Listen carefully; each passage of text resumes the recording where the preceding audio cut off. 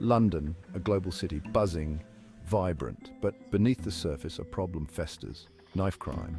It's a problem that casts a shadow over communities. We've all seen the headlines, we've heard the stories. But how bad is it really? Let's take a closer look. Let's talk about knife crime in London. It's easy to pretend it's not there, to think it won't touch us. But knife crime affects everyone. It's time to face it head on. The statistics paint a stark picture. Numbers, cold and unfeeling, reveal the harsh reality of our society. They are not just figures on a screen, they represent real events, real people, and real consequences. In 2023 alone, there were over 14,000 knife-related offences recorded in London. Each of these incidents is a moment of violence, a breach of safety, and a cry for help. That's a lot of incidents. Imagine the fear and uncertainty that ripples through the community with each report. The sheer volume is staggering, and it's a reminder of the pervasive nature of this issue. A lot of potential lives lost or forever altered.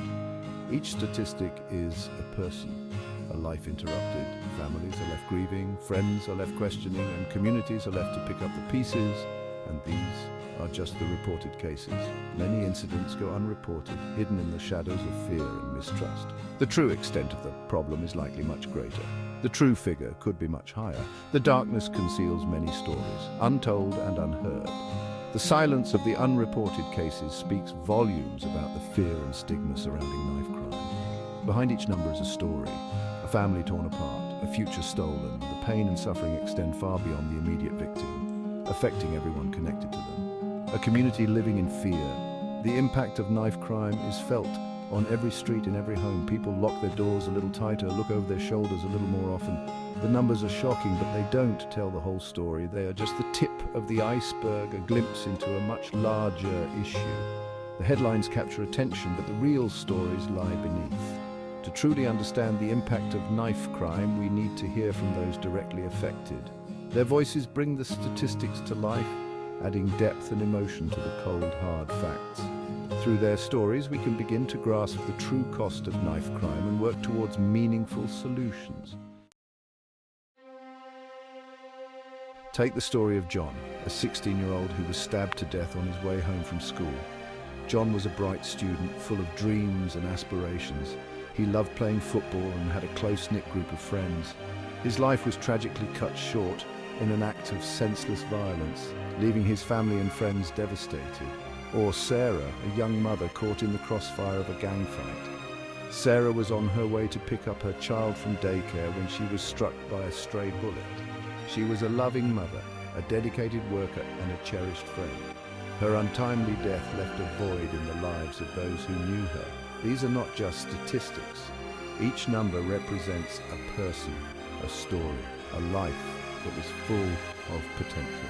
These victims had families, dreams, and futures that were abruptly taken away. They're real people with real lives cut short. Knife crime doesn't discriminate. It can happen to anyone, anywhere, at any time. The pain and grief it causes ripple through communities, leaving lasting scars. It affects people from all walks of life. Whether you live in a bustling city or a quiet suburb, the threat of violence is ever present. Communities come together in the aftermath, united in their grief and determination to prevent further tragedies. Rich or poor, young or old, no one is immune. The impact of these crimes is felt across generations. Grandparents mourn the loss of their grandchildren. Parents grieve for their children, and children are left to grow up without their parents. Each incident sends shockwaves through communities. The fear is palpable. People are left wondering if they or their loved ones could be next. The sense of security that once existed is shattered. Parents are afraid to let their children out. They worry every time their child leaves the house, fearing they might not return. The anxiety and stress take a toll on families, affecting their daily lives and mental health. Young people are afraid to walk the streets. They feel vulnerable and unsafe, constantly looking over their shoulders. The fear of becoming the next victim is a heavy burden to carry, impacting their ability to live normal, carefree lives. So what's driving this epidemic? It's a complex issue with no easy answers. Poverty, inequality, and lack of opportunity all play a part. For some young people, carrying a knife provides a sense of protection in a world that feels increasingly dangerous. Others are drawn into gangs where violence is a way of life. But it's not just about gangs. Knife crime can also be fueled by drugs, alcohol, and mental health issues. It's often a symptom of deeper societal problems. Section 5, fighting back strategies and solutions. The good news is that people are finally taking notice. The government, police, and community groups are working together to tackle the issue. There are initiatives aimed at providing young people with alternatives to crime. There are programs designed to address the root causes of violence. And there are tougher sentences for those caught carrying knives. And it's a multi-pronged approach that requires a sustained effort. There's no quick fix. But by working together, we can make a difference. Section 6, a spoonful of sugar, humour in the darkness. In this segment, we delve into how humour can be a beacon of light even in the darkest of times. It's fascinating how a simple joke or a light-hearted moment can transform a bleak situation into something more bearable. Now, before you think I've gone all doom and gloom, let me lighten the mood a bit. Life is full of challenges, but it's also full of opportunities to laugh and find joy. Sometimes it's the little things that make the biggest difference. Did you hear about the knife that went to school? It's a classic example of how we can use humour to cope with everyday stress. It got expelled for being too sharp.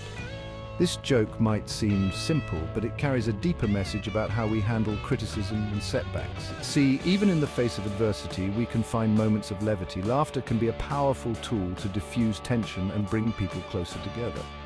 It's a universal language that transcends barriers and connects us all. It's important not to lose our sense of humour. In fact, maintaining a sense of humour can be a form of resilience. It helps us to keep things in perspective and reminds us that not everything is as dire as it seems.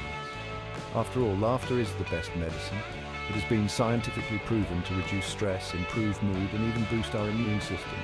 So, the next time you're feeling down, try to find something to laugh about. Well, that and, actual medicine if you get stabbed. But seriously, humour can be a crucial part of the healing process. It can help patients cope with pain and make the recovery journey a bit more bearable. But in all seriousness, while we can find humour in unexpected places, it's crucial to remember the gravity of the situation. Balancing humour with sensitivity is key. We must be mindful of the context and the feelings of those around us. Humour should uplift, not hurt. So, let's embrace the power of laughter, but also respect the moments that require solemnity. Section 7. Scars run deep. The lasting impact. The impact of knife crime extends far beyond the immediate victims. Families are torn apart, communities are left traumatized, and the cycle of violence continues. The emotional scars can last a lifetime.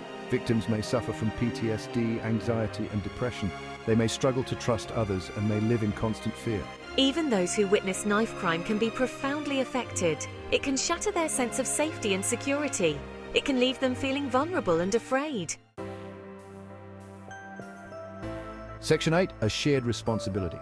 Tackling knife crime is not just the responsibility of the police or the government. It's a shared responsibility. We all have a role to play in creating safer communities. We need to challenge the culture of violence. We need to teach our children about the dangers of carrying knives. And we need to support organizations working to prevent knife crime. It's time to break the silence, to speak out against knife crime, to demand better for our communities. Section 9, choose hope, choose action. It's easy to feel overwhelmed by the scale of the problem, but we can't give up hope. We can't become desensitized to the violence. Every life lost to knife crime is one too many. Every act of violence is a tragedy, but there is hope. By working together, we can create a safer future for all Londoners. So what can you do? Educate yourself, talk to your kids, support local initiatives, be the change you want to see. Choose hope, choose action, choose London.